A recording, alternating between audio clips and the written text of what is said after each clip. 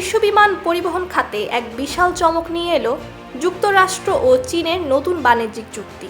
মার্কিন বিমান নির্মাতা প্রতিষ্ঠান বোয়িংয়ের কাছ থেকে প্রাথমিক অবস্থায় 200টি উড়োজাহাজ কিনতে রাজি হয়েছেন চীন। মার্কিন প্রেসিডেন্ট ডোনাল্ড ট্রাম্প নিজেই এই মেগা চুক্তির খবর নিশ্চিত করেছেন। এয়ারফোর্স ওয়ানে সাংবাদিকদের মুখোমুখি হয়ে ট্রাম্প জানান, ভবিষ্যতে এই ক্রয়ের পরিমাণ বেড়ে সর্বোচ্চ 750টিতে পৌঁছাতে পারে। হাই প্রোফাইল এই বিমানগুলোতে ব্যবহৃত হবে বিখ্যাত জিই অ্যারোস্পেসের ইঞ্জিন। ব্যবসায়িক বিশ্লেষকদের মতে চুক্তিটি চূড়ান্তভাবে বাস্তবায়িত হলে তা সংকটে থাকা বোয়িংয়ের জন্য এক বিশাল টার্নিং পয়েন্ট হবে। সাম্প্রতিক বছরগুলোতে বেইজিং ও ওয়াশিংটনের তীব্র বাণিজ্যিক উত্তেজনার কারণে চীনের বিশাল বাজারে অনেকটাই পিছিয়ে পড়েছিল এই মার্কিন জায়ান্ট। বিপরীতে ইউরোপীয় প্রতিদ্বন্দ্বী এয়ারবাস বেশ শক্ত অবস্থা তৈরি করে নেয়।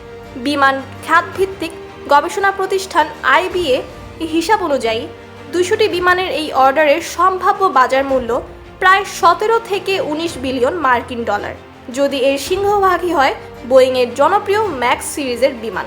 তবে এই চুক্তি চীনের নিজস্ব বিমান খাতের জন্য অত্যন্ত গুরুত্বপূর্ণ।